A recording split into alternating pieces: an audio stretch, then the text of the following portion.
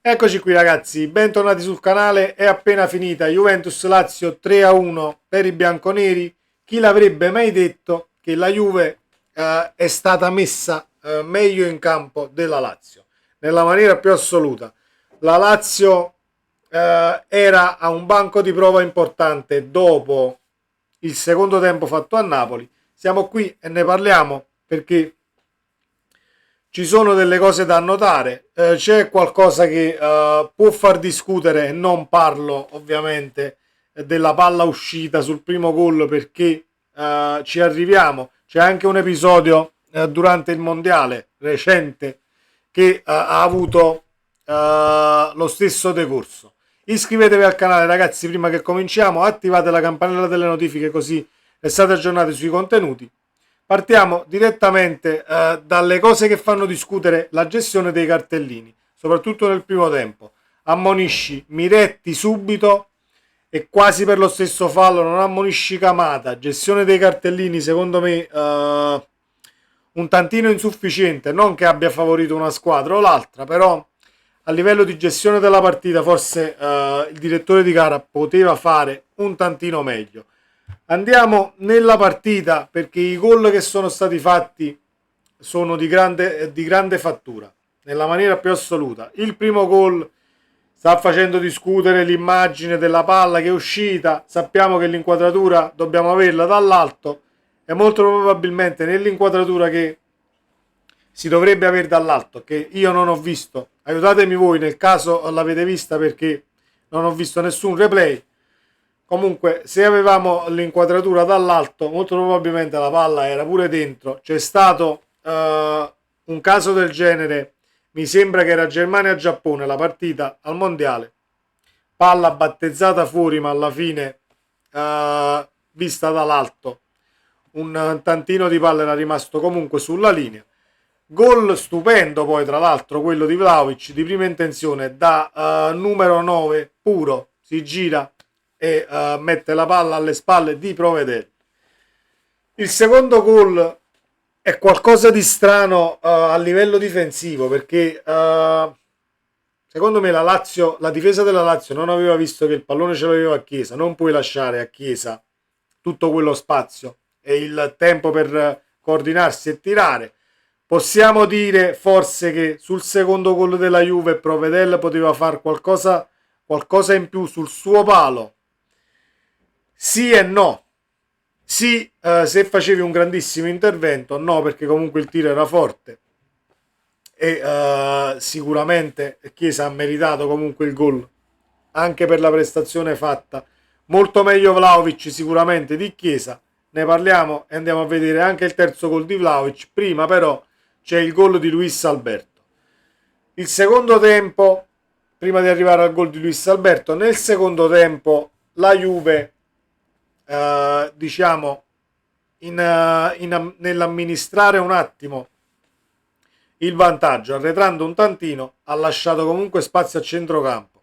Lasci 2 o 3 metri così a Luis Alberto che ha il tempo di stoppare la palla, arriva al limite dell'area e col tiro a giro Luis Alberto te la mette all'incrocio. Non è andato all'incrocio il tiro, però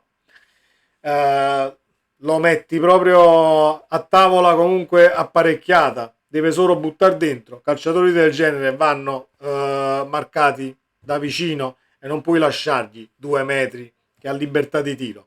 Detto questo, grandissimo gol di Luis Alberto. La Juve però dopo il 2-1 fa il terzo gol nato poi da un lancio di 30 metri di McKennie se non erro, una palla quasi innocua, un lancio altissimo di 30 metri verso Vlahovic, verso l'area di rigore, palla che arriva quasi al limite dell'area, 3-4 metri fuori all'area. Vlahovic da attaccante puro stoppa il pallone, elude la marcatura dei due difensori, Marusic e l'altro non ricordo adesso chi era, comunque elude la marcatura dei due difensori della Lazio e la mette all'angolino.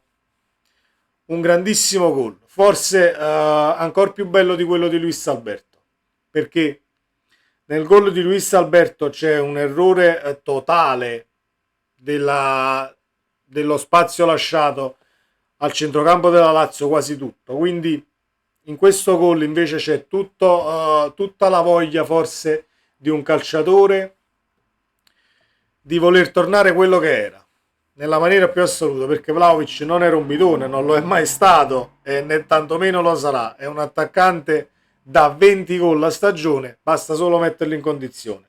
Ed è una Juve che quest'anno è messa meglio in campo, senza che ci nascondiamo dietro a un dito. Sono un tifoso del Napoli e forse queste parole non le sentirete dalla bocca di nessun altro tifoso del Napoli, però non sto qui a prendere in giro nessuno. A me piace il calcio giocato nella maniera più assoluta e caro Sarri, hai steccato anche a Torino, quindi la Lazio è quella vista al Maradona e al Maradona abbiamo visto la stessa Lazio, è stato il Napoli complice nel perdere la partita, senza se e senza ma. Io perciò ho visto anche Juventus-Lazio, credevo che la Lazio nel secondo tempo contro il Napoli avesse comunque incamerato automatismi eccetera eccetera, invece come abbiamo visto in tutti i 90 minuti, 96 addirittura, a Torino è una Lazio che è ancora in alto mare, soprattutto la fase difensiva. Sarri è venuto a Napoli nel primo tempo organizzatissimo nella fase difensiva, chiudendo linee di passaggio eccetera eccetera, però comunque noi siamo arrivati sotto porta e non abbiamo capitalizzato, ecco, le occasioni create nel primo tempo. Poi nel secondo tempo è successo quello che è successo, ma guardando l'esito di questa partita e come l'ha giocata la Lazio, è molto più colpa del Napoli che merito ovviamente totale della Lazio nell'aver vinto al Maradona. Con questo non sto sminuendo la vittoria che ha fatto la Lazio contro il Napoli, però ha fatto la stessa partita anche al Maradona. Nel primo tempo una Lazio completamente in balia del Napoli, poche occasioni in avanti, soffriva l'avversario così come ha sofferto la Juve in tutto il primo tempo. La Juve alla fine si è riversata nella metà campo biancoceleste quasi per tutta la prima frazione di gioco.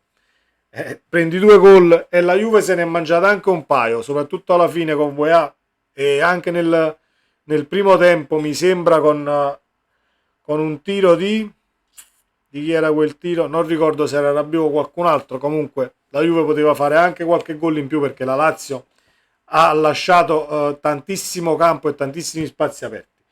Questo era, ragazzi, per quanto riguarda la prima partita di questa quarta giornata di Serie A. Vi ricordo che stasera 22:50 saremo in live con Armando Casanapoli 1973 e con Giuliano a commentare il post partita del nostro Napoli. Speriamo di portare a casa 3 punti da Genova, perché dobbiamo recuperare assolutamente, in questo caso sulla Lazio, e vedremo Inter Milan poi cosa faranno. Speriamo in una X, da tifoso del Napoli spero in una X, così recuperiamo 2 punticini su tutte e due le milanesi. Sempre Forza Napoli, ci vediamo nel prossimo video, ciao!